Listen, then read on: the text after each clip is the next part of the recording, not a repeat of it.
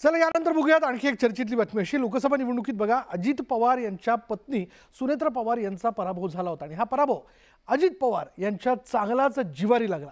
अजित पवार यांनी बारामतीमध्ये बोलताना मनातील खटखट जी आहे ती व्यक्त केली। आता बारामतीकरांना मी नाही तर दुसरा आमदार मिळाला पाहिजे असं अजित पवार यांनी म्हटलं आणि त्यामुळे अजित पवार आता बारामती विधानसभा मतदारसंघातून निवडणूक लढवणार नाहीत असे संकेत मिळतात।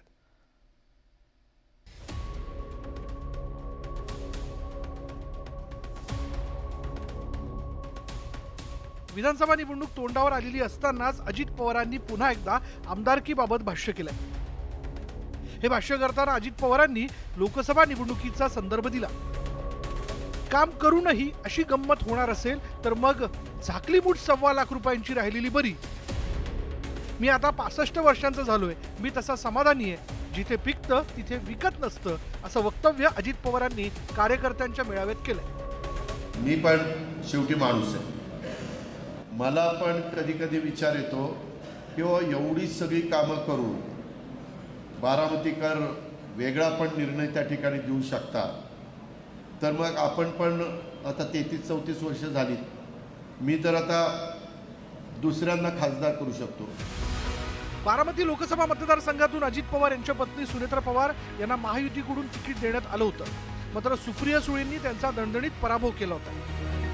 खुद्द अजित पवारांच्या बारामती मतदारसंघातून सुप्रिया सुळेंना सर्वाधिक मताधिक्य मिळालं होतं, त्यामुळे आगामी विधानसभा निवडणुकांवर याचा परिणाम होणार असे अंदाज वर्तवले जात होते। त्याच पार्श्वभूमीवर अजित पवारांनी बारामतीमधून निवडणूक लढवण्यास इच्छुक नसल्याचं सांगितल्यानंतर तर्कवितर्कांना उधाण आलं होतं। जिथं पिकतं तिथं विकत नसतं, तुम्ही एक गोष्ट लक्षात घ्या। तानाजीराव एक मिनिट, एकदा काय झालं पाहिजे, बारामतीकरांना कोणतरी मी सोडून आमदार मिळाला पाहिजे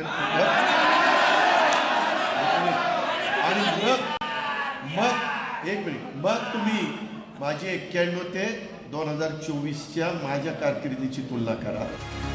अजित पवार आणि बारामती हे समीकरण राज्याला परिचयाचं आहे, मात्र या समीकरणाला लोकसभा निवडणुकीत तडा गेला। त्या पार्श्वभूमीवर अजित पवारांची भाषाच आता बदलली। परिणामी एनसीपी शरदचंद्र पवार पक्षाकडून जोरदार टोले लगावण्यात आले। दादा जे बोलतात की नवीन येणारा जो कोणी आमदार असेल तर त्याला फक्त 5 वर्षाची संधी मिळणार आहे आणि तो देखील नवखा आमदार असणार आहे, त्यामुळे त्याच्या कामाच्या पद्धतीमध्ये किंवा त्याच्या कामाचा अनुभव आणि दादांचा 30 वर्षाचा अनुभव याच्यामध्ये निश्चितच फरक असणार आहे।